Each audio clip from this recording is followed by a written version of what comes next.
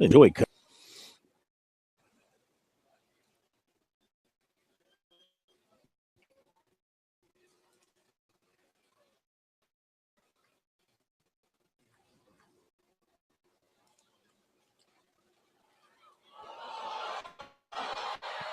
North Carolina, Virginia Tech in a delay. Stand by, Corn.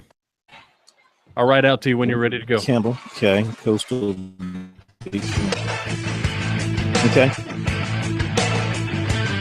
Live from Columbia, this is Sports Talk on the South Carolina Radio Network. Be a part of tonight's show.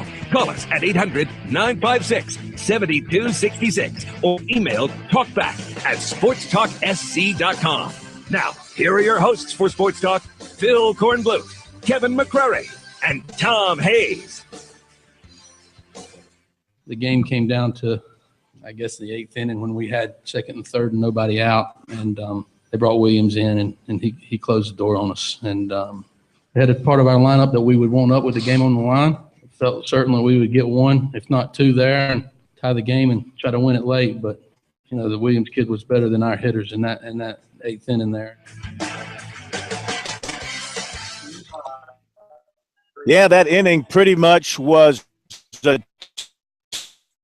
typical season, which by all accounts came to a close to Alabama, a place where USC is used to leaving early.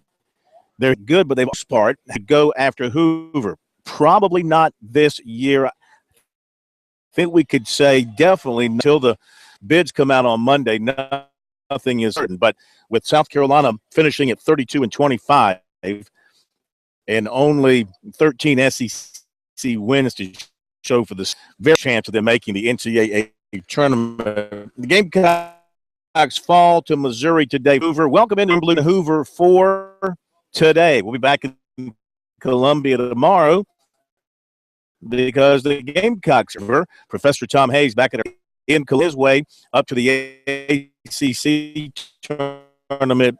Be joining us tomorrow night. From there, he'll be with the Tigers Wednesday, Thursday, and Friday to put onto their spot in the NCAA tournament. The show and try to pack at the same time because he's coming on early after South Carolina loses in that ball game. I guess the key is you hate this. It's a cliche, but again, this game was a microcosm of the Gamecocks' entire season. Close, but not good enough. As we saw them lose some midweek games that you would think they normally would not lose, but they can go to a Texas A&M who was ranked number 2 at the time and win 2 out of 3, and then play LSU tough the first game, win the game, but lose the last 2, but nothing to cry about because they're the number 1 team in the country.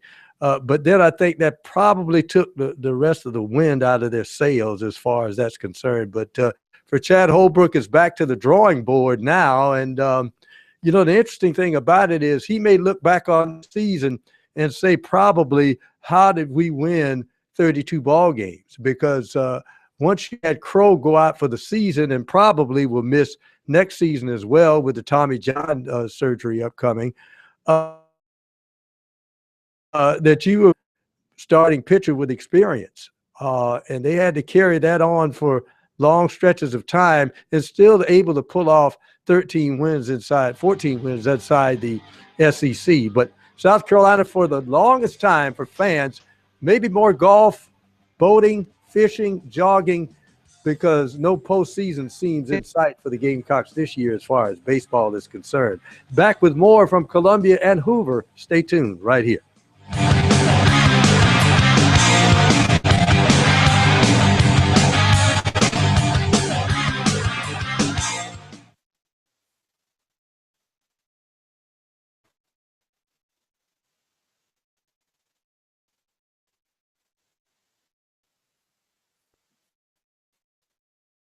Hello. Corn.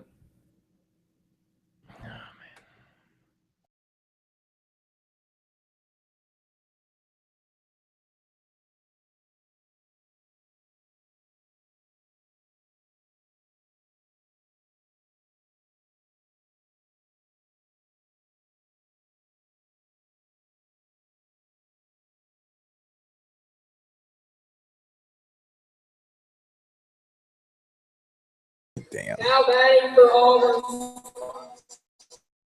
number 19, Jackson Bergman. Fine, now go ahead. Whoa, Eagles. Corny there.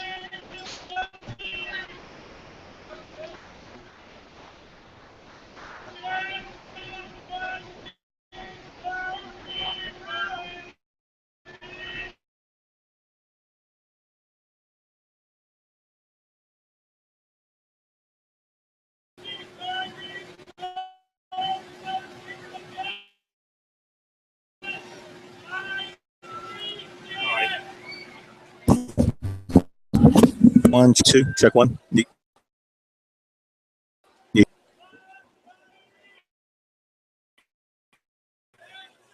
you hear me? Corny. Yeah. Okay. You're on the internet here. Yeah. All right, that sounds a little bit better. We'll see if it holds. You still with me?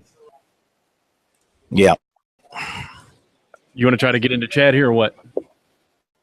No, I want to All right, check update other scores. Check your check. I'm bringing you down. Check your text. Yeah, it's there. It's there.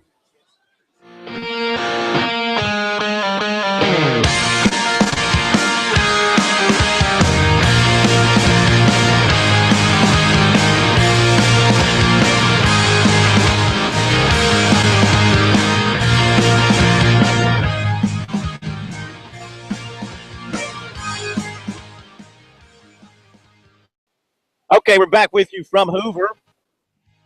With you best we can as we rely on a pretty. And Bill Kornblut is at the Southeast Conference tournament today, and he'll be doing Internet set about up here South at Carolina the takes Hoover it on the Mets chin at the hands of ballpark. Missouri 5-1. South Carolina down 4-1 in the eighth inning, had runners on second and third, and nobody out, and could not scratch a run in. That's pretty much all she wrote from then on. So Missouri advances.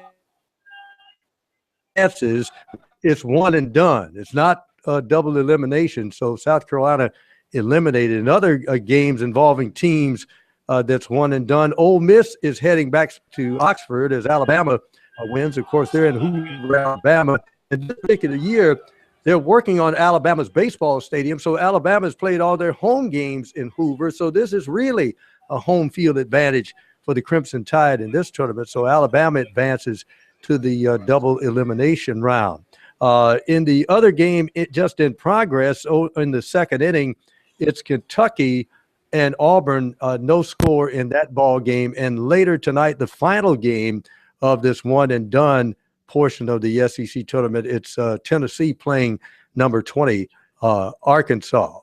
And Chad Holbrook has been one of those seasons for South Carolina. Haven't had many, but this is one where South Carolina will probably not be in postseason. And Chad Holbrook tries to wind things up in his post-game press conference. Congratulations to Missouri. I thought McClain recently game. He located his pitches. He kind of had a soft balance with his changeup, and then when we did put the ball in play, they made some pretty darn good defensive plays. And I think the game came down to there in the 8th inning when we had second and third and nobody out, and they brought Williams in, and he closed the door on us. And we had a part of our lineup that we would want up with the game on the line, and felt certain that we would get one, if not two, there and tie the game and try to win it late. But the Williams kid was better than our hitters in that 8th inning there, and he kind of overpowered us. And their pitching was a difference in the game. I thought that Wynkoop gave us a great opportunity to win, throwing on short rest. He pitched his tail off. We just didn't do enough for him offensively. Jack, how'd you feel about your performance today? I think I struggled to get ahead of hitters a little bit and struggled mixing my pitches. And you see what Reggie went out there and did a good job of mixing and getting ahead of guys. And but I battled with the stuff I had and tried to go out there and give us a chance, and it just didn't go our way today. For both of you guys, with this loss, the realization that in all likelihood tournament ending a long run for South Carolina, just your feelings about seeing the season end this way. It's not the way we want to go out, and there's a long tradition here of going to the postseason. I'm just happy to be a part of such a good program, and hopefully that's where we'll be next year. Gene, any thoughts on that? I feel the same way as Jack does.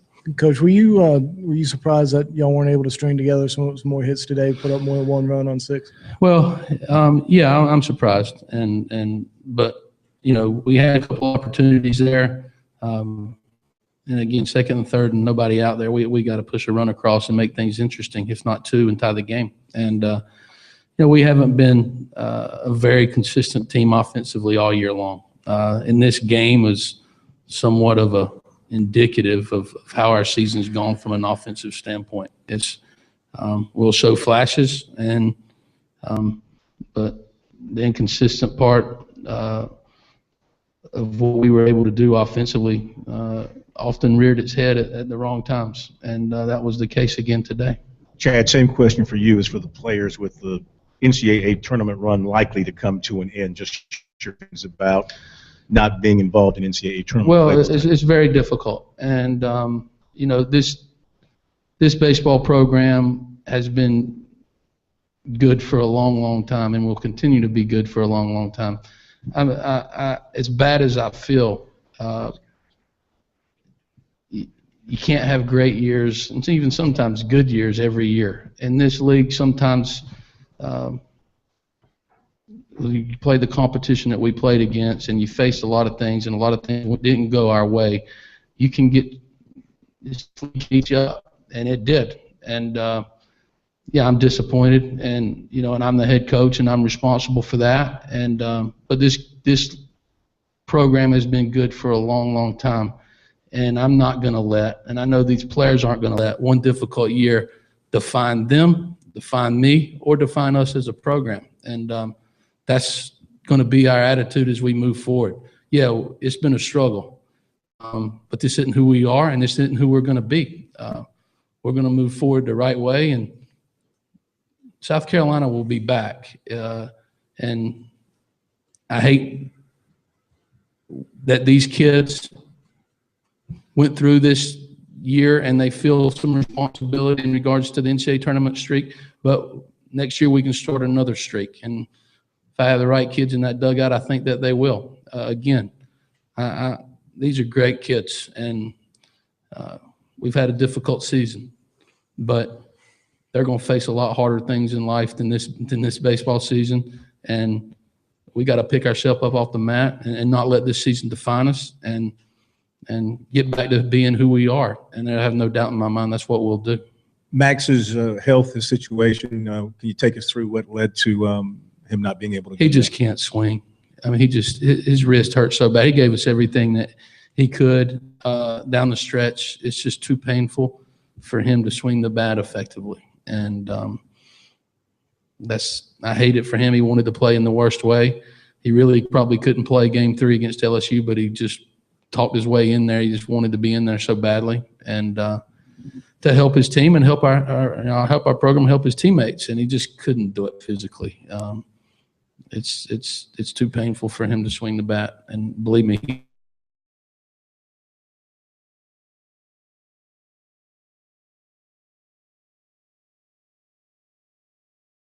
he tried on. Elbow injuries out for maybe the balance of next year as well with that Tommy John surgery. And just a tough way to go for South Carolina. But interestingly enough, if you look back at it, are you surprised? Because South Carolina, even their best teams, their championship teams, never did much of anything in Hoover. The team just does not play well in the SEC tournament, and they've never played well in that ballpark in Hoover for whatever reason. So did we expect anything different today, especially with this crew hanging together by baling wire? And it came up that South Carolina just did not have the offense today against a Missouri team that showed right from the get-go of this season, especially the SEC season, that their pitching was somewhat of a surprise to many people early on in the campaign. They did reach a sort of a nadir for a point in the season, but they rose back up at the end of the season. So hats off to Missouri. They advance in the tournament today. As far as the ACC tournament is concerned, and K-Mac is on his way there because Clemson plays tomorrow in a couple of what we can call play-in games. It was Virginia whitewashing Georgia Tech 11-0. That's the final in the end of 7 innings, and they ended it there in Durham. And in the bottom of the 7th, right now, North Carolina leading Virginia Tech 4-2 in the ACC tournament. Other scores as we have them, the Big South tournament has been underway, and we will give you those scores in just a moment. And Winthrop knocked off Campbell by the score of 8-5. A game being played in Boiling Springs, North Carolina. As we look at the other scores involving Big South teams, let's see what we have here. And we know Coastal Carolina was a winner today in their game. In fact, they dominated play in their game today. Coastal Carolina, odds-on favorite in that tournament. And they're trying to gain some, some traction to be a host seed, but maybe not enough as they shut out Charleston Southern 10-0 today. After 5 innings of play, it's Radford 3 and Logwood 0. We're back with more in just a moment. Stay tuned right here.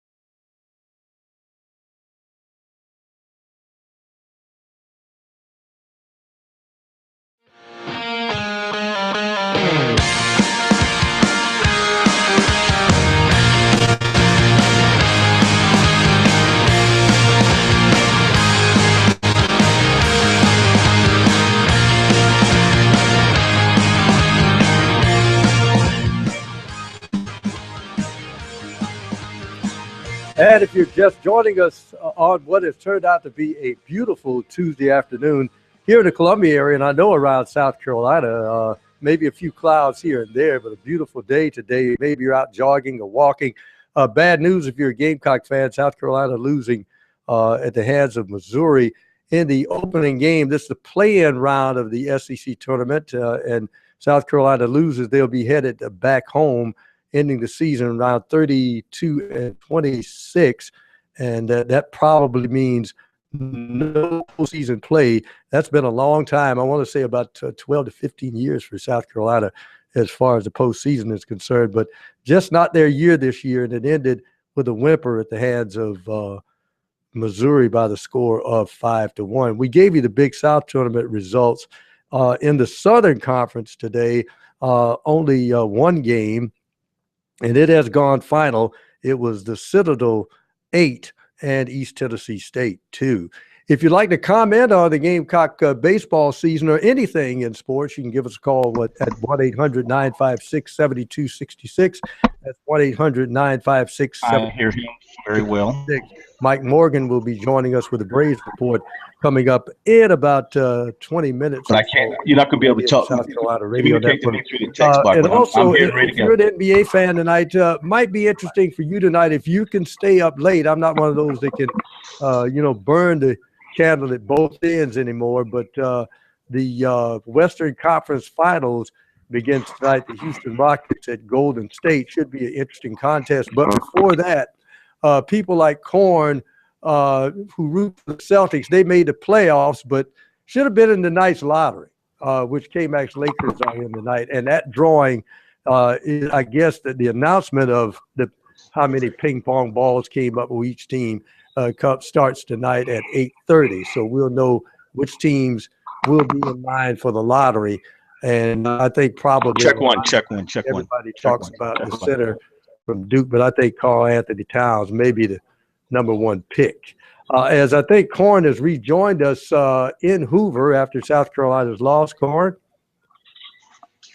Yes, we have found a spot where I think we can communicate with you now from the Hoover Mets, and I know you just heard from Chad Holbrook and some pretty interesting comments from him towards the end of the press conference when he talked about the fact that South Carolina is going to miss the NCAA tournament for the first time since 1999, and he feels responsible for that, but he doesn't want this season to identify him or identify members of his team, and he thinks that, as he said, they will be back, and they will be back with a vengeance next year. They've got a good recruiting class coming in 2015 and another class lining up for 2016.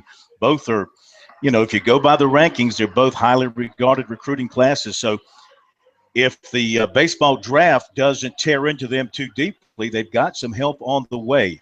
But it's obviously I have an interesting take on the situation now with this season coming to an end for South Carolina, and I'll share it with you coming up after the break here on Sports Talk.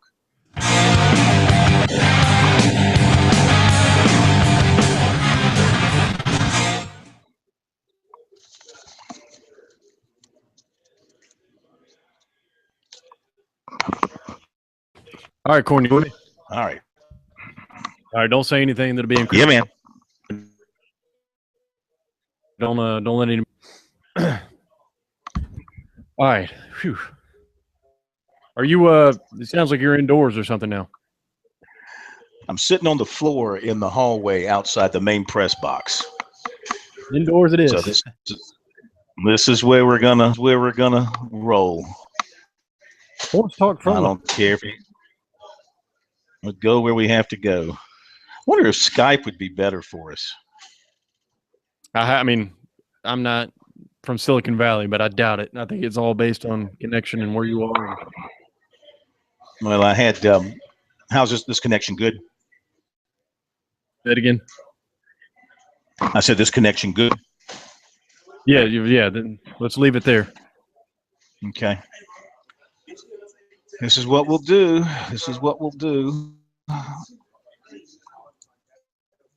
Have the Okie Deco stuff and. What did you say, Pro? I'm sorry. No, I was just reminding Korn,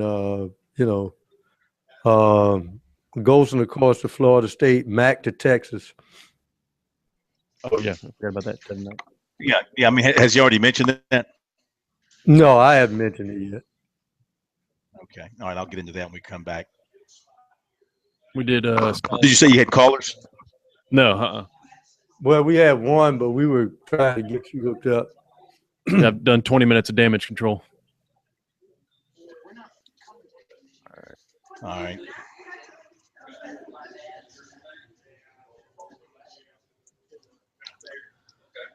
That's the bad thing about this thing. You don't know till you hit the air if it's going to work or not sometimes. Well, we were due. We had a solid 4 or 5 month run where we didn't have any issues. So the past, we've had 2 in the previous however many days we were due.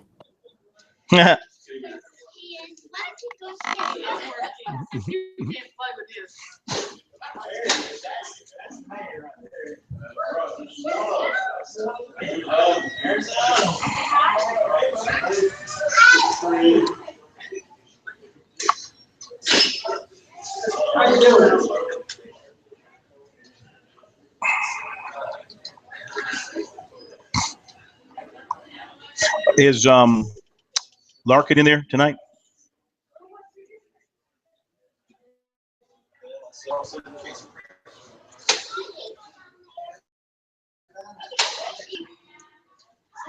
Is Larkin in there?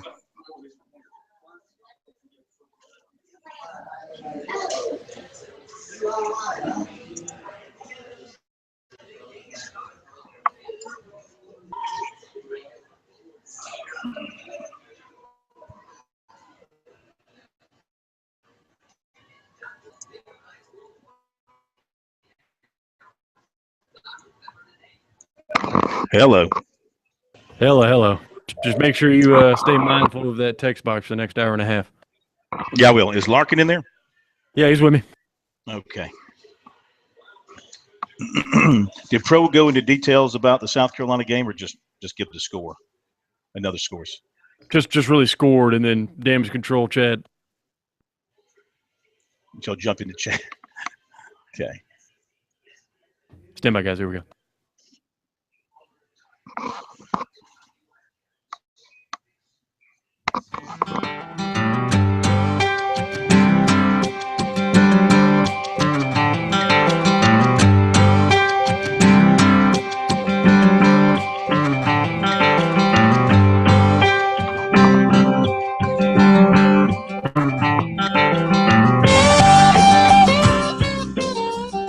Okay, we're back at Sports Talk from the Hoover Mets in Hoover, South Carolina this afternoon, and was defeated by Missouri 5-1. In all likelihood, ending the Gamecocks season. You heard from a couple of the Gamecocks and Chad Holbrook as well. To recap the game, Missouri scored 2 runs in the second inning to take a 2-0 lead. The Gamecocks came back on a sacrifice fly by DC Arendis in the third to make it 2-1. The Tigers then scored a run in the fourth to go up 3-1. Meantime, from that third inning on, the Gamecocks had only 1 base runner until they got to the 8th inning. And they were down 3-1 with a chance to tie or maybe go ahead. They were finally getting to Reggie McClain just a little bit. He was outstanding all day. He had a good fastball. He had a good sinker. He dropped his curve in there as well on occasion. He said his sinker was very good today. It forced the Gamecocks to hit the ball into the dirt, which they did with regularity. But in the 8th, the Gamecocks led off with a single and a double. Cone had a double, his 3rd hit of the game. So all of a sudden, they're looking at 2nd and 3rd and nobody out. And they pull McClain from the game. They bring in Brecken Williams. And now he's going to face 2, 3, and 4 in the Gamecock order. With the season on the line and the best hitters coming to the plate, they could not. DC Arendis struck out looking. Kyle Martin struck out swinging. He kind of tipped that 3rd strike. And Elliott Caldwell hit a fly ball to left field to end the threat. And the Gamecocks went meekly in the 9th as Williams picked up a school record 13 save, 5-11-1 for Missouri, 1-6-0 for the Gamecocks, and 3 of those hits from the bat of leadoff hitter Gene Cone. Martin It was an infield variety hit. Caldwell had a hit, and Sculamaro had a hit as well. The Gamecocks played without their second baseman today. Max was out because of the continued injuries. The wrist, in particular, was a problem for him, and they took him up through batting practice, and he just was not able to go this afternoon. So that was obviously a big hole in the Gamecocks lineup as well, not having the bat from Max Schrock today. So without him and without Connor. So that's the story of the Gamecock season. What I was going to say, Pro, as far as a take on where South Carolina baseball, ask me. This is the end of year 3 now for Chad Holbrook as South Carolina facing Ray Tanner. In year 1, he got the Gamecocks to a super regional within an out of getting to Omaha. In year 2, he got them to a regional. They lost that regional at home. And now in year 3, they're going to miss the NCAA tournament. I think this officially closes the book on Ray Tanner. I think now you safely say this baseball program is Chad Holbrook's. It has sort of hit bottom. It's sort of bottomed out. It's now sort of bottomed out. It's just a run-of-the-mill baseball team right now, along with some odd Division I baseball teams every year that try to make it to the tournament. Only 64 do, so are among the 200 other teams that aren't going to make the tournament. So they're plateaued and bottomed out. Now it's Holbrook's team. It's up to him to build it back up as when he took over. The question is, can he do it? Can he and his staff do it? As I mentioned before, he does have good recruiting classes coming in, and talent certainly pays off in the end. The key is how many of those players are going to make it through the baseball draft and end up coming to South Carolina. So that's how I see it. I think this officially sort of wipes the slate clean from the Tanner era and puts the entire program now on Holbrook's shoulders. It's up to him to return it to where it once was. Well, I'll tell you what, I'll do my country boy act and tell you, my dad always told me something very interesting. He said, son, you've been driving for many years, never had an accident. You just had your first accident because you trusted the other people around you. And he said, I'm more confident of you driving now that you've had an accident than you didn't have one, because you were just waiting to have one. You got overconfident. I think every coach hits a year when it defines him, and it's a bad year. And how they come out of it deals with if they're true to themselves and stay with the plan. It'll be interesting to see what Chad Holbrook does, because in many ways, I think if you look at this team, the way it has endured through losing one of their best starters, a lot of injuries, best bats never healthy, you may look back and say years from now that this may have been one of his best coaching jobs. How in the world did that team even win 32 ball games when you look back at it? But people look at the here and now and know what the program was. They can't look at that right now. But it'd be interesting to see how he bounces back from this, a tough season for him. Yeah, you'd have a hard time right now convincing Gamecock fans that this was a great coaching job, but you may be right. Squeezing 32 wins, 13 SEC wins out of this team is something that might be looked back on one day as quite as an accomplishment. However, I think the fans are going to look at a lot of things. The end of the domination of Clemson this season, with Clemson winning that series. First losing SEC regular season record in X number of years. One and done in Hoover. Now, that's not unusual for South Carolina to have a short stay in Hoover, but first time they've had to play in the elimination round, and they're 1 and out in Hoover. And now, of course, missing the NCAA since 1999. What they're seeing is a lot of long built-up streaks coming to an end, and they all point the finger one direction, and that's at the head coach. And he has to take those zingers because he's getting paid a lot of money. He's in a high-profile position as head baseball coach at South Carolina, and so you got to have a thick skin. I think Chad as he said earlier in the year, he's been through a lot tougher stuff than this in his personal life. And I think he will, and I think this year will make him a better coach. I think Ray Tanner had to go through some tough times before he became a better coach. I think Jack Leggett has had to go through some tough times before he became a better coach. And I would expect a bounce back year next year for South Carolina, and would see them right back in competition for an NCAA tournament spot. Just ain't going to happen this year. Now, this isn't the only big story of the day. We had a day plenty full of big stories. Where do you want to start? Tevin Mack did sign with Texas today. A lot of people thought that was going to be the case. He's going to follow Shaka Smart. He signed with Shaka Smart when he was at VCU. Now he's going to go play for him at Texas. So he's finally finished, and he's headed to play for the Longhorns. Good luck to him out in Texas. Great basketball program. He's got a chance to go out there, and if he's good enough, to make a big name for himself in the Texas basketball program.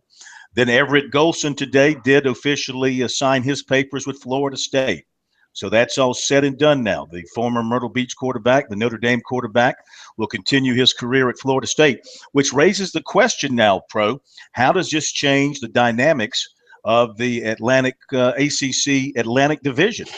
You know, with Florida State losing Jameis Winston, McGuire taking over at quarterback, a lot of people weren't too excited about FSU's chances. But now with Everett Golson moving in at quarterback, all of a sudden that game at Clemson, Golson and Deshaun Watson, it gets headline. It gets a lot of headlines there, and it becomes a different Florida State team, I think, with Everett Golson. I mean, he's got his detractors out there because of the turnovers, but you can't hide from the fact that last year he passed for over, 3,500 yards, 60% completion, I think 29 touchdowns, something like that. And if he can't beat you with his arm, he can beat you with his legs as well. So, you know, I think maybe the dynamics there in the ACC Atlantic Division has just changed quite a bit with Golson going to Florida State. We'll talk more about that. And Clemson, of course, if you haven't heard the news, they have lost a defensive end who has been dismissed from the team by Dabo Swinney, Ebenezer Okundeka. We'll be right back.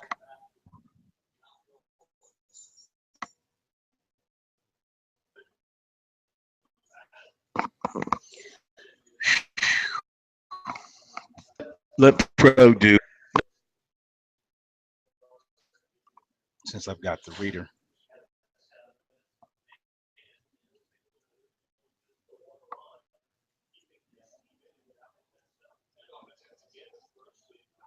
Do Mikey here? Yeah. I'm going to get a drink and I'll be back. Make it stiff. Yeah, really.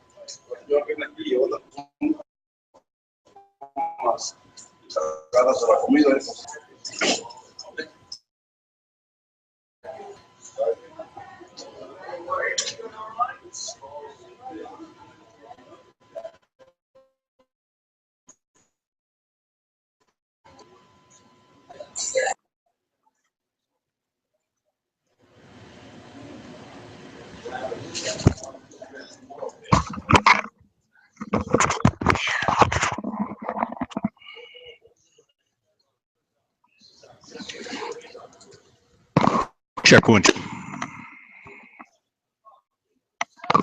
You with me? I'm here. How's it holding up? And say no more. Yeah.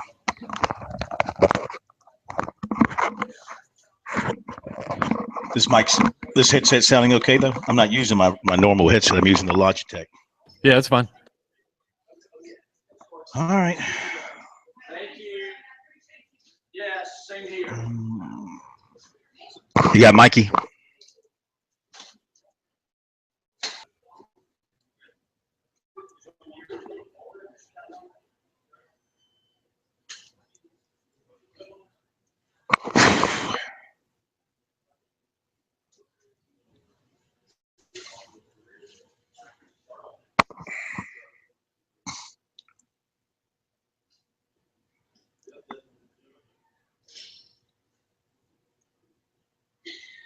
All right, stand by. I got him.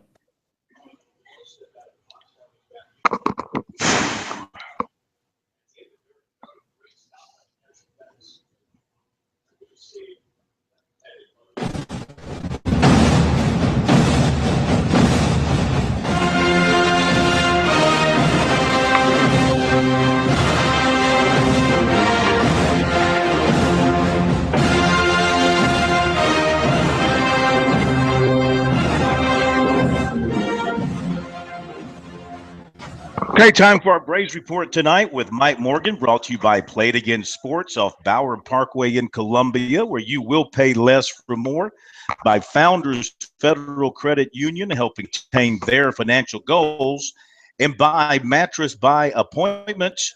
Real simple.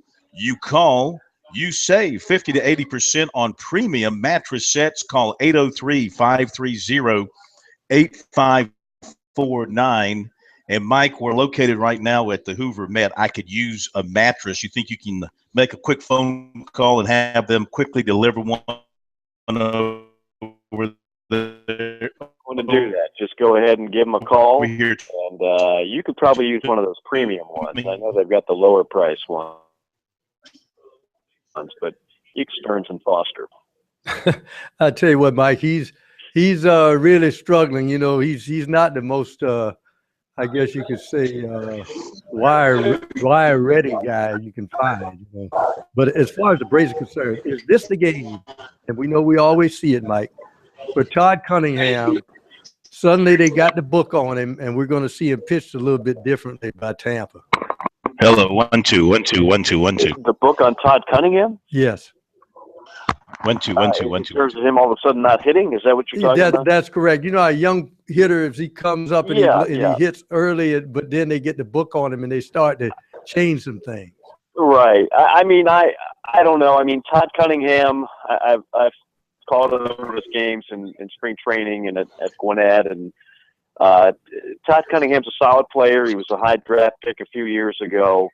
I don't think Todd Cunningham is a difference maker, but I think he's good enough to stay on the roster, much like I think Phil Gosselin before the injury is good enough to stay on the roster. But, you know, in terms of is Todd Cunningham going to keep up the current pace, I think we all know the answer to that. But that's the dynamic of this Braves team, just finding where everybody fits right now. You got a bunch of different parts to the puzzle, but unlike in previous years, you don't know where everybody fits, and you're still trying to figure out, you know, is Todd Cunningham the kind of guy that can play every day, or is he just a role player? You know, same thing with Gosselin before he went down. Same thing with some of the pitchers we're seeing. Cody Martin, by the way, got demoted today to AAA. He's a guy that was a very good starter in the minors, but really struggled as a relief pitcher in the majors. And as we know, that the psychological makeup of those two are entirely different roles. So still trying to figure out a lot of the parts of this team right now. And we haven't even talked about Peraza, who's by far and away their top prospect down there in AAA. Everybody thought come June 1st or June 2nd, he'd be the guy at second base. But Jace Peterson, we're trying to find out more about him. Right now, he's playing so well that they might be calling Peraza up. Okay, Mike, they open up a series tonight at home against Tampa Bay. Tampa Bay has picked things up after kind of a sluggish start with their new manager. What about the matchup, this series, and tonight's pitching matchup? Well, Tampa's going with basically a spot guy. There's not a whole lot of not a huge book on him, not a guy that has overly impressive numbers or stats or anything else. And we've talked about Fulton Evich, who I think has the ability in time to become a very good pitcher at this level. He's a former first-round pick of the Astros. He had a cup of coffee with the big club last year. And when the Braves traded away a very popular player in Evan Gattis, they wanted something strong in return, and that's what I think they've got in Fulton Evich. There's still a learning curve here. We're not putting him in Cooperstown just yet, but he's got an electric fastball, really the best one on the team, and he just continues to learn and polish up his overall game. Braves coming off a 3-game sweep over the weekend, had a day off, so we'll see if they're able to keep that momentum going and maybe they can stretch this thing out for a little bit and get themselves back over 500 for a little while. Yeah, I think they're right about where we thought they'd be at this point in time. There's been some pleasant surprises and there's been some disappointments, particularly in the rotation thus far. But I think they're pretty much where we thought they'd be. By the way, can I say one thing since you're in Hoover on the event there today? Sure. You can hear me, that is. Go right ahead. 15 years going consecutively to the NCAA tournament, coming out of the league like the SEC is something phenomenal. Being a part of it for 10 of those years, it's I guess I feel a little bit of sentimentality towards that. But it was a remarkable run. The program will certainly be back very soon, but sometimes it takes something to come to an end to really appreciate how good it was.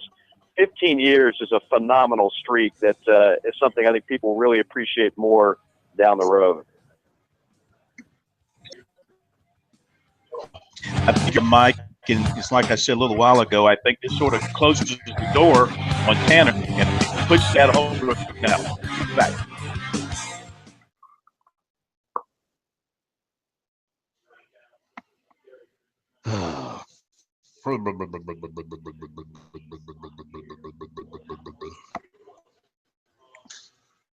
Was I not audible? You covered it up with music.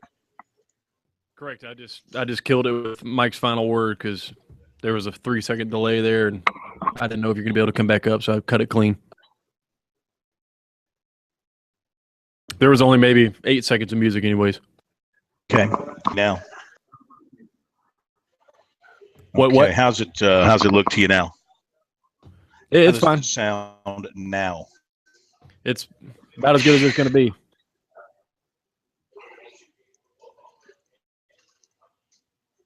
Let's hear. Here's a piece of shit. Piece of fit. Piece of it. Piece of it. Piece of it. All right, you got recruiting here?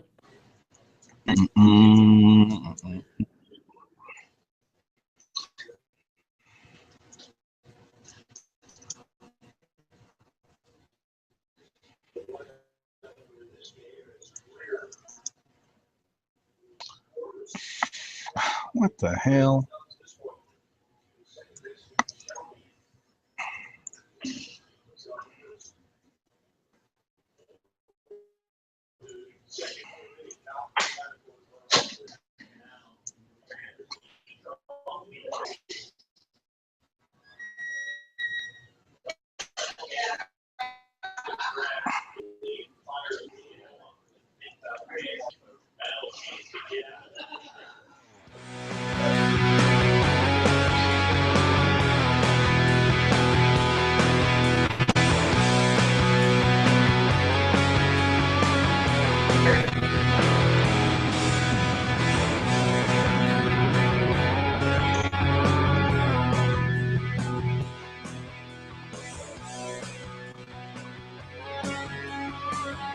Okay, we continue with sports talk from the Hoover Mets in Hoover, Alabama. The SEC tournament continues. It's the elimination day. Missouri, Carolina 5-1, and Alabama eliminated Ole Miss in the first game. 6-1. Let's give you a report for tonight. A lot of big tournament still ongoing, case. even though the Gamecocks are going home after losing that game this afternoon.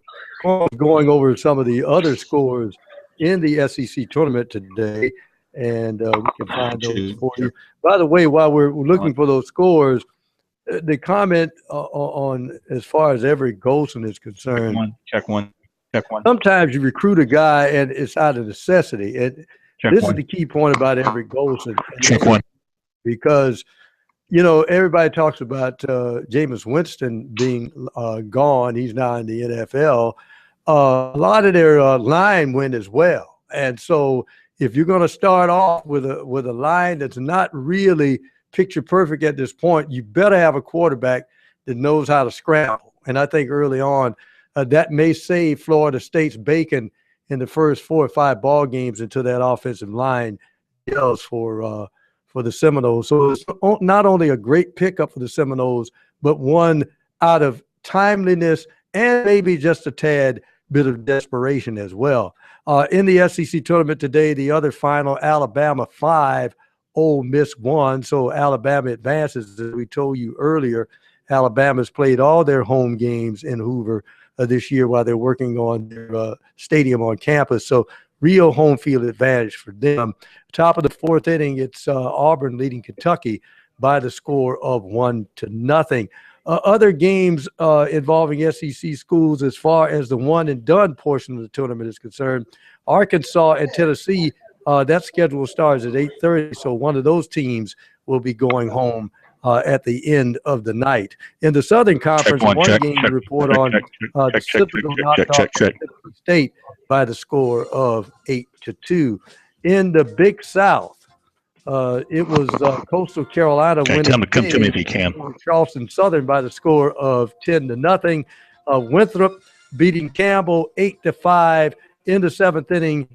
Radford Corn leading Longwood. No, it's now tied. Radford and Longwood in the 7th at 3. And Corn will be joining us on the other side from Hoover, Alabama, with more insights on the Gamecocks' 5-1 loss to Missouri. We could talk about Everett Golson some more, moving to Florida State. And, of course, Tevin Mack, as some of us always thought that he may follow his coach. I thought he would go to Georgia, by the way. But he follows his coach, Shaka Smart, from VCU to Texas. So it's hook 'em horns for Tevin Mack. Back with more in just a few. Stay tuned right here.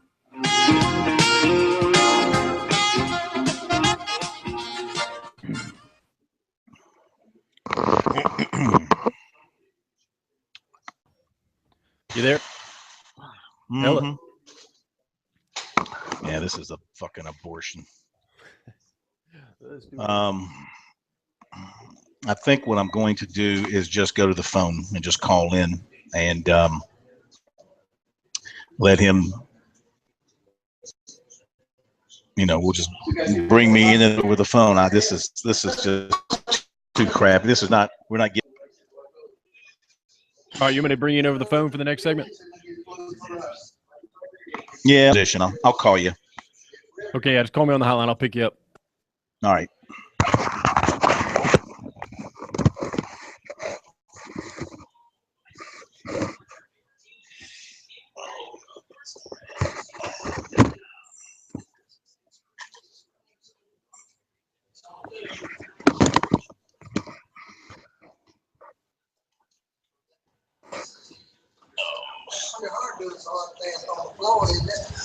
Yeah, it is. I've done it from worse places, I can tell you that.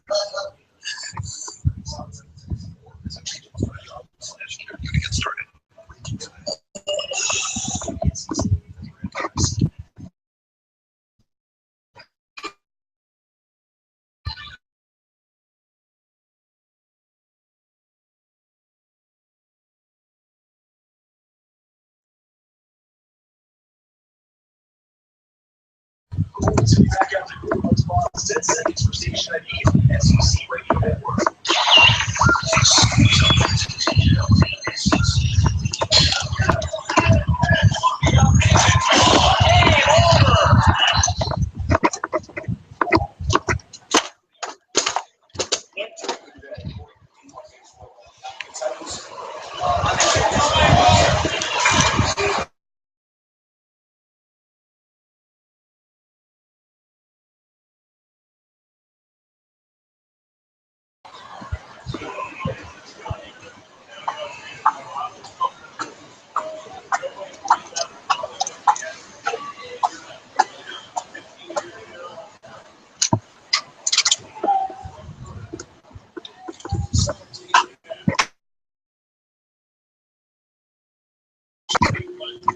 How'd you guys broadcast? Use the internet? Tie line. Using a tie line, a phone line here. You got a phone line? Yeah, down here. Yeah, I think we called ahead of time and got them to put one up, and done that for the last 2 years to make sure we had one. Excellent. Yeah. Are you done? Well, good night. You done? Mind if I plug in? Coming back tomorrow. Yeah, mind if I plug into your line? Oh, no, yeah, I mean, sure. That'd be great, because I've been struggling with this wireless.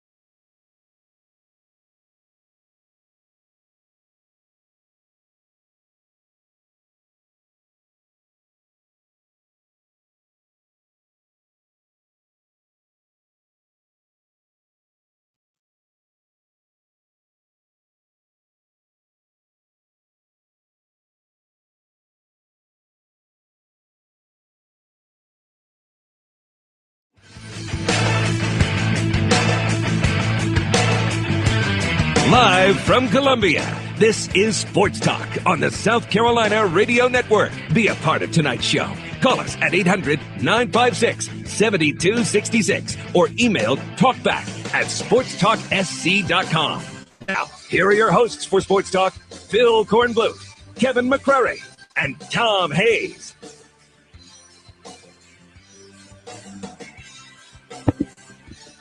Now, I think this sounds a whole heck of a lot better thanks to some friends from Mississippi able to plug into a hot phone line. Not many of those around this building, and not very good wireless from a broadcast standpoint either, or for that matter, I hate to complain, but the wireless for the laptop's pretty lousy as well. But anyway, yeah, we are behind that. Thank you, Pro, for through this hour up and down from here in Hoover, but we've got a good solid second hour to come your way here on Sports Talk from Hoover.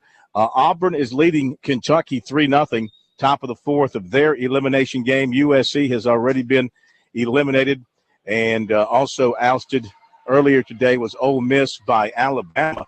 This thing, from an SEC standpoint, Pro, and from the standpoint of the people of Hoover, this couldn't be better to have Alabama and Auburn possibly winning and advancing to the main draw of the tournament. You know what that means? That means tickets being sold. Mm-hmm. And Alabama and Auburn have been down in recent years, and sometimes one or both would miss the SEC tournament. They'd really feel it at the gate. So a chance for this tournament to have some big numbers in terms of ticket sales. Alabama's in the main draw, and now Auburn is trying to join them. Now, of course, if you're South Carolina, not that you lost this game, in all likelihood not make the postseason, I think they would vote to move this thing. I mean, they're so bad here in this tournament. They would vote to move it to Clemson. No, they'd play it at Clemson. Move it to Clemson. Play it at Doug Kingsmore, and because the Gamecocks, they haven't won a game here since 2012 in this tournament. They haven't won a game here since 2012, and but in the past, as has been pointed out, in the past. They've always had the NCAA tournament to fall back on. They knew they'd come here, they'd get beat. Okay, go home, get ready for the NCAA, and they'd make a nice run in the NCAA tournament. Not this year. That's why today's game was so important to them. They had to win today to have any chance to make the NCAA tournament. Now that's by the board. So I did want to mention, didn't get a chance to do recruiting because of the technical difficulties.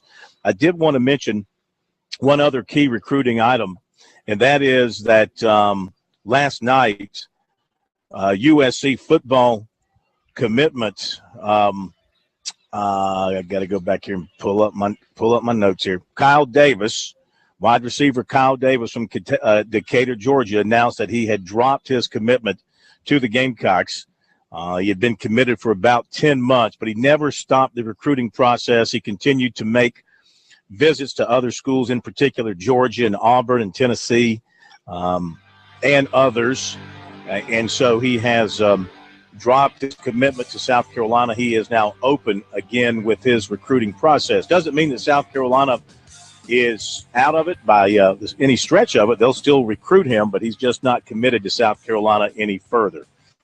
All right, we'll hit a break here on Sports Talk. If you'd like to join us, we can now get to your call at 800-956-7266.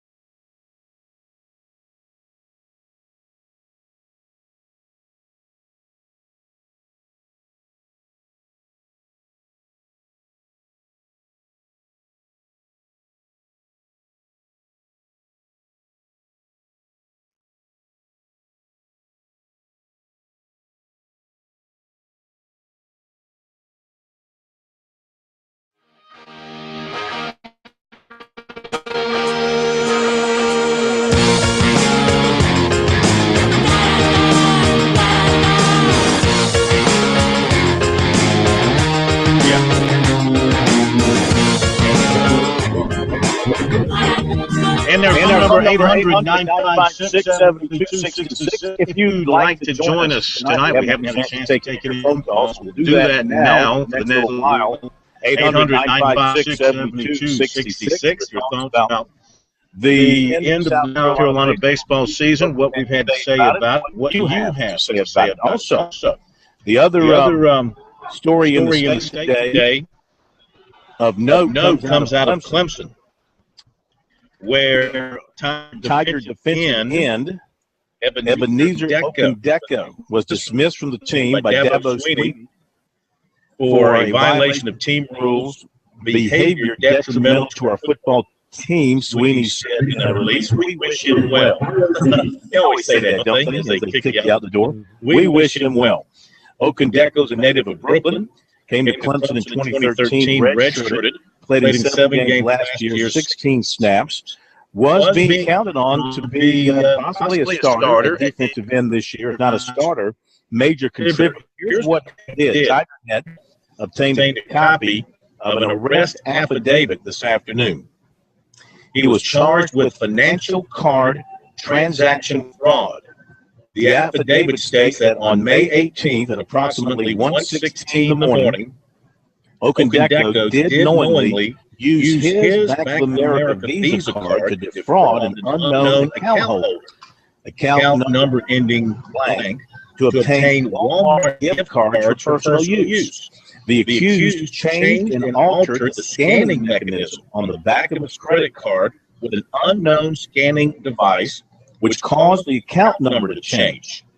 The accused was captured on store video during the transaction using said card and unknown account number without the consent of owner and with the intent to defraud the unknown card holder. The accused was captured and identified by responding Clemson police officers at the store location and has confessed to the crime. This happened on Old Greenville Highway within the city limits of Clemson. Okundeko tweeted out this afternoon the following, quote, "The media twists so much up. I just would like to apologize to Clemson University for bringing bad publicity and for letting everyone down." End of quote.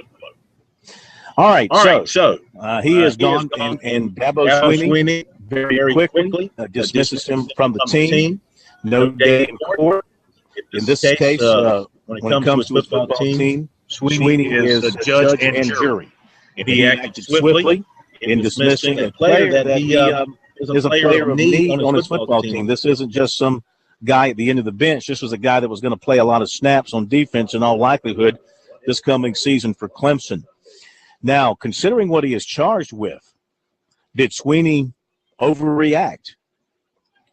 This is likely to be, I would imagine, pro. I don't know in terms of the law if this is a misdemeanor or a felony, exactly what this falls under. What amount of goods? Fraudulent. Hang on a second. Fraudulent credit card usage. Putting somebody's number on there. I mean, it's theft.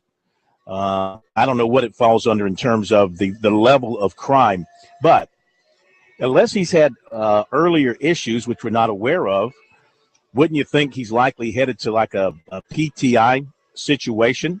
While I'm asking here, all I'm throwing out there is, I admire Dabo for taking swift, firm action and not messing around and kicking the guy off the team. But you wonder if maybe that's a little bit harsh for a first-time offender doing something that's just kind of juvenile and stupid. It's not like it was a drug thing. No gun was involved. Wasn't a traffic issue, et cetera, et cetera. I wonder why. I wonder why in this case he was given the maximum penalty by Dabo Swinney. Well, it might have been, as you said before, this might have been the equivalent of maybe the straw that broke the camel's back. Maybe there's other issues, either in practice or off the field, that we don't know about. Little things, and then you go with the theft, and that is, Corn. Anytime you have that type of theft, that's scary. That is scary because all of us, take our cards and use them for all kind of purchases, and gasoline, go to the ATM machine, everything like that. And, you almost feel, a guy can, or a gal can change, the configuration of how cards are read. And then you look in your bank account and it's, or no money is there. That's a scary crime right there. Well, I get that. I understand that. And, I don't know all the details here. I don't know how much money or how much merchandise was involved. I mean, it might have been a huge amount. I don't know. It might have been a petty amount. Again, as far as we know, first-time offender, first time having any kind of a problem, a guy that was being talked about very positively in spring camp for the Tigers.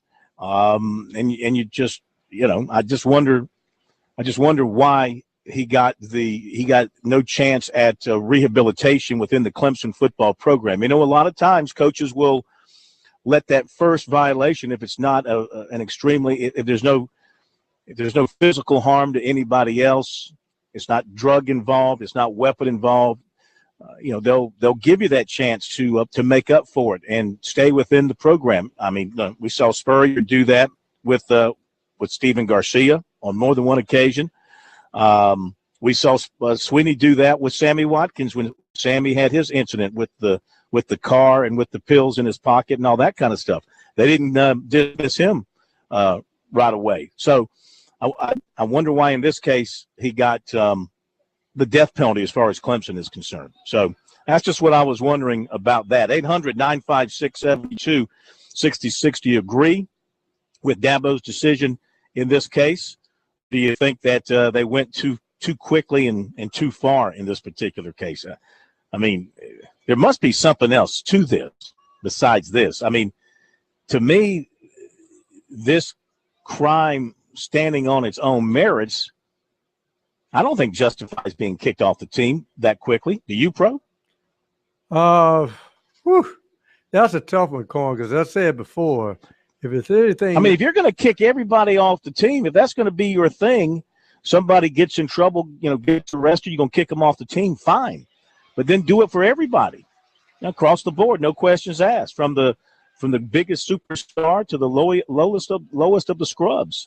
What I'm getting at here is consistency. What is the consistent nature and application of the penalty there at Clemson? Well, I don't know if it's consistency, but I'm saying there's probably some stuff that's, maybe skirted the team rules, and this was his last straw. He couldn't deal with it anymore. So I'm like you, it's something that maybe we won't hear about, but it's something that Dabo said, well, this guy can't deal with it anymore.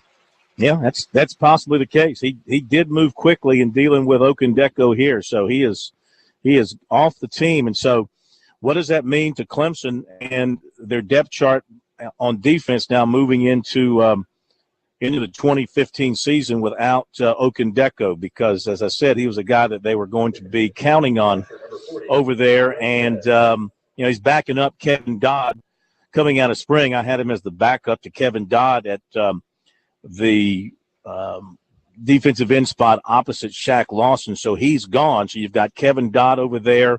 You got Richard Jurgen. You've got Chris Register. That's how they line up on that side. The other side, you got Shaq Lawson being backed up by Martin Aiken and Dane Rogers. So you got nothing but inexperienced backups because Jurgen and Register and Rogers haven't played, and Aiken's played very little. So Lawson and Dodd, unless one of these other guys develops, they're going to have to carry the bulk of the snaps there at defensive end for the Tigers. Okendeko was going to get a lot of snaps at defensive end this coming season. So that's a pretty significant loss for Clemson's defense. Throw that in with the other losses from last year because of graduation, and that's a pretty good hit for that defensive front, losing him. All right, we'll hit a break. We'll be back in a moment.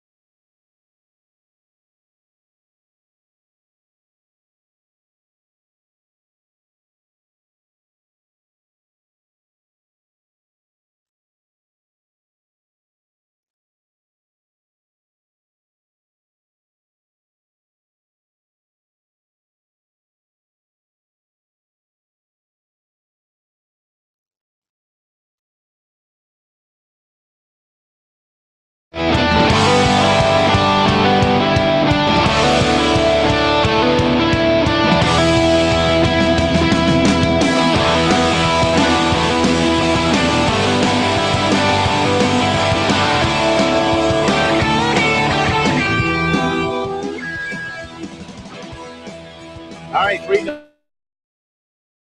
here. Kentucky, we're going to the sixth inning, and we'll update some other scores for you here coming up in just a couple of moments. 800-956-7266 is our phone number if you'd like to join us. What'd you think of what Dabo Sweeney did with Okendeko? Is that right on the money? As a Clemson fan, are you happy to see swift and heavy-handed justice being doled out in a case like this, or would you rather see a little more leniency and a chance for a guy to make amends and do right? I mean, there's a couple of ways of looking at it, and I think both are admirable. I mean, I admire a no-nonsense coach, and if his approach is you step across the line, you're out of here, no questions asked, that's fine and dandy. I don't see that being the case at Clemson. As I pointed out, when Sammy Watkins had his problem a couple of years ago, he wasn't dismissed from the team. He was given a chance to get right, and he got right and finished up well. And there's been other cases where guys haven't been dismissed from the team who've stepped out of line. South Carolina, we've seen where Spurrier's dismissed some guys, but he's also given guys a chance to make up for their problems. So on the one hand, the firm hand, it can be good, but it's got to be across the board. I think if I'm an athlete at a school and I've been dismissed for this kind of violation, and I look back and I see where others have done similar, if not more, devious things, and they're not dismissed, I got to shake my head about that and wonder about fairness approach there. Well, the interesting thing is now certain people have certain things that really turn them off. Remember the big hard and fast rule for Spurrier, and this is before all the publicity. Okay, I want to say that because people say, well, the publicity is no. He said this years ago, and he said, I don't know what the circumstances is. I don't care. You hit a woman, you're gone. Yeah, that was his thing. So maybe Dabo say, if you steal, you're gone. Maybe he didn't just like theft. Yeah. You never know. One of Spurrier's things is, I think his thing is, you hit a woman, you're gone. Another one was, if you steal from a teammate, you're gone. I don't know that he said stealing in general, but I think he said if you steal from a teammate, you're gone, no questions asked, that sort of thing. So I think that was another one of his tenets there when it came to a quick deletion from the program. So the other thing we mentioned we can talk about now that I'm firmly connected is the balance in the Atlantic Division of the ACC with Everett Golson now going to Florida State pro. And obviously this makes a huge difference on the offense at Florida State. You look at what they're going to have next year. It's still going to be a bit of a battle early on. You've got McGuire. You've got John Franklin. I think you've got another freshman in the mix, but Golson's going to be the favorite to go in there and be the guy at quarterback. And tell you what, that's a significant upgrade, I think, to what they have already in their camp. We'll be right back.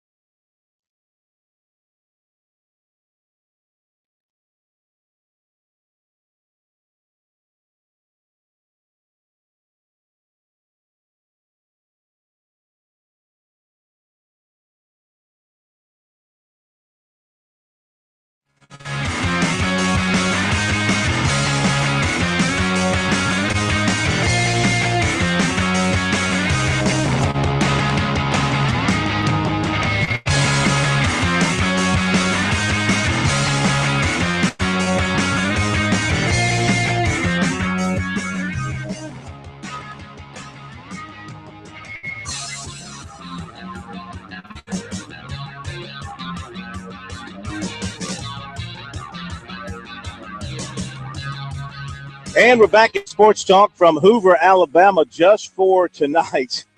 This is a quickie. I mean, I've been here for one overnight and then back to Columbia. You know, the Gamecocks come in, lose early first day, stay overnight. They lose early the second day, hop in the car, get on back down the road. This is about as fast as it's been. I'm not even staying. I'm going back to Atlanta tonight, be back in Columbia tomorrow. Very quick trip to Hoover to watch South Carolina lose today to Missouri 5-1. Back to baseball in just a little bit, though. Right now, let's turn our attention to the World NASCAR big weekend, of course, with the 600 coming up in Charlotte. We had the All-Star race this past weekend. Let's welcome in El Presidente from El Darlington A, Chip Weil. Good to have you with us once again. What'd you think of the All-Star events over the weekend? Well, it's good to see Denny Hamlin finally get that All-Star win, and it was great to see Joe Gibbs Racing and Toyota get their first win. But, man, it was a little lackluster. I don't know. I thought it would be a better race, especially with Denny Hamlin taking 2 tires and the rest of the field on 4, but it didn't turn out that way.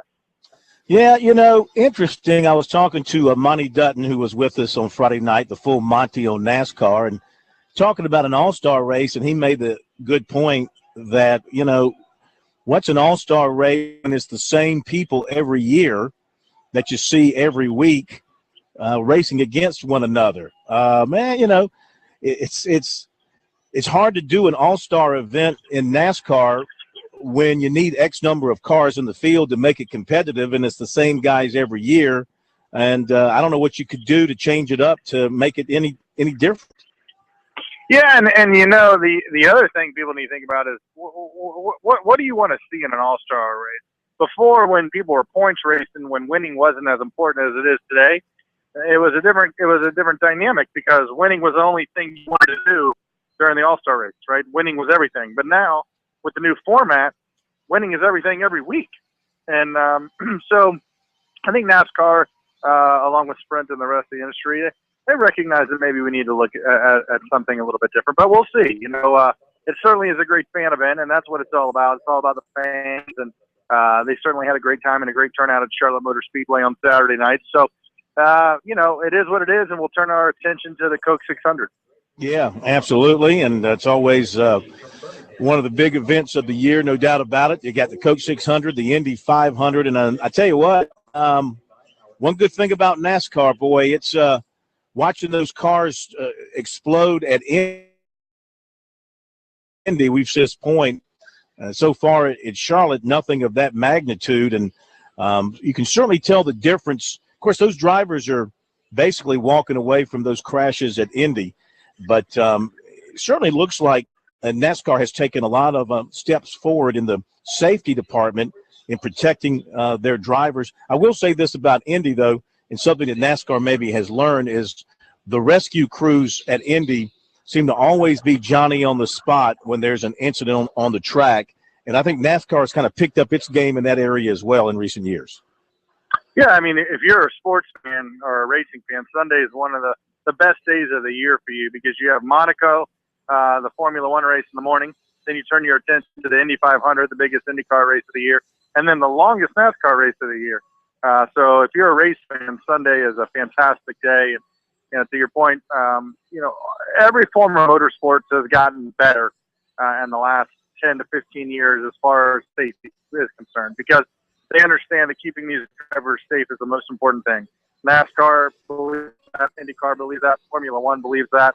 And certainly you can tell the difference in the response times in all of those big series and the precautions that the series and the leagues take to make sure they keep their drivers safe. So kudos to everyone. And, you know, they all know that there's still room for improvement, but certainly have made a lot of strides in the last 10 years.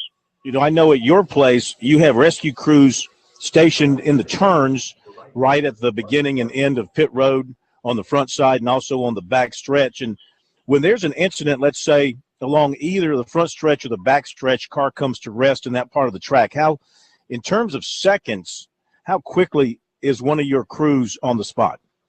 I mean, quickly. Within 2 or 3 seconds, there's somebody rolling towards them and getting to them. And that's something that, we practice. There's a lot of behind the scenes that goes on to prepare for these big NASCAR events. We take a weekend and do a lot of safety training with everybody who's going to be on site, and that's NASCAR mandated. And in fact, they run the training session, so they do a number of exercises to get people geared up and ready for the event weekends. And they do that at every racetrack that they go to. So again, NASCAR's taken a lot of steps in the last 10 years that have really helped take the safety to the next level. They've moved the drivers closer to the center of the cars. They've added foam to the side rails. They've made the car wider. They've made them safer. And safety is the most important thing in NASCAR when it comes to taking care of these drivers. They have to take care of the drivers. The drivers have to believe every time they strap in that NASCAR, the tracks, and the industry are doing everything humanly possible to keep them safe. And we're really proud of that. See where you announced today that you're going to have quite an elite group of drivers who will be mingling with the fans prior to the Southern 500. Yeah, really excited. Danica Patrick, Tony Stewart, Austin Dillon, and King Richard Petty will be in our Stripe Zone, which is our fan hospitality and the hospitality village. So I'll be making appearances there on race day. So really excited to be able to announce that this far in advance. So as people buy their tickets to the Bojangles Southern 500, they can add that on and be able to see their favorite driver and get up and close and personal, rub shoulders with not only the drivers of the day, but the most iconic driver in the sport, Richard Petty. What is the how would you describe the pace of ticket sales here in mid-May? We're going to hit, the summer months are coming up, vacation and all that. But, by the time people come back from vacation, Labor Day is going to be looming large. Yeah, you need to plan your vacation now and plan it around Labor Day weekend at Darlington Raceway. So, tickets are going well. Certainly, we're excited about the date change and looking forward to having all of our great race fans at Darlington on Labor Day weekend. Have you got a pick for Sunday? Say again? Have you got a pick for Sunday's race? Oh, I think Casey Kane's gonna be really strong this weekend. If you look at his speed last weekend at the All-Star race and his success at Charlotte Motor Speedway over the years, he seems to be hungry. He's had a car capable of winning. He's had the speed. So I'm going to go with Casey on Sunday. Casey Kane, gee, what way to go out on a limb and pick a Hendricks car, I mean, really. That's right. Listen, you got to stay close. You got to stay close. I didn't pick Kevin Harvick, so you can't get that mad at me. That's right. We're going to tip the cap to you and see if you're right. Listen, have a great week and a great Memorial Day weekend, and we'll talk to you next week. Great, Phil. Thanks a lot, my man. Bye-bye. Thank you, my friend. All right, Chip Wild, president of Darlington Raceway, with us here on Sports Talk. 5-0 now. Auburn is cruising over Kentucky. We've got a one-hitter in the process I got to check out and see who's pitching for the Tigers. Great pitching performance ongoing by Auburn. Let's see. This would be Cole Lipscomb on the mound for the Auburn Tigers, and he has crafted a one-hitter to this point. And we're in the bottom of the sixth. Kentucky's the home team, so Kentucky is batting with 2 men out. They've only managed one hit off of Lipscomb to this point, so he has been dominating. I tell you what, the closer Missouri brought in, Brecken Williams, pro, he had to face the toughest part of South Carolina's lineup, and he just sliced and diced them right up with basically pure heat. He went right at him, and they just couldn't catch up with him. Yeah, sometimes you can use a guy's apprehension against him. I know the South Carolina felt he just went right at him. And that's the best thing. You're exactly right, and that was his 13th save of the season. That is a school record for Mizzou. All right, 800-956-7266. If you'd like to jump on board the program, love to take a couple of calls here in the next segment. We'll be right back.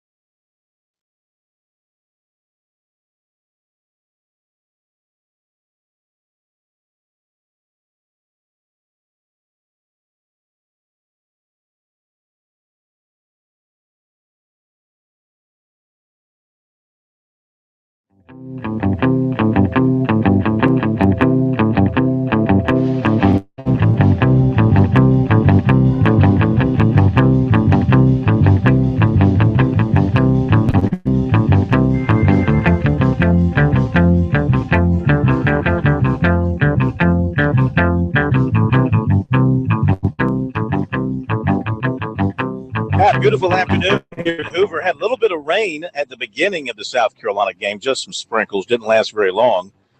But a beautiful afternoon here in Alabama as the sun is out over the Hoover Mets, and the sun is shining brightest on the Auburn Tigers. They're up 5-0 as we go to the seventh inning.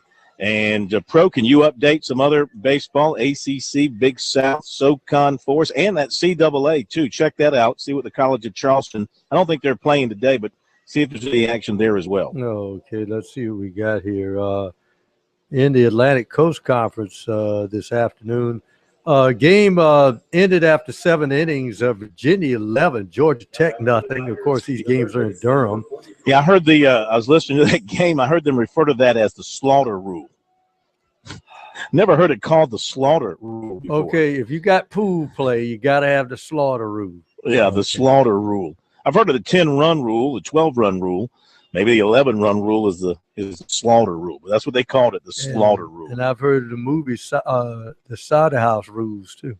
Yeah. The other game, North Carolina 5 and Virginia Tech 3. So the Tar Heels are winning their opening matchup there. And that means that North Carolina moves into Clemson's pool. So Clemson will play Florida State, they'll play Louisville, and they'll play North Carolina.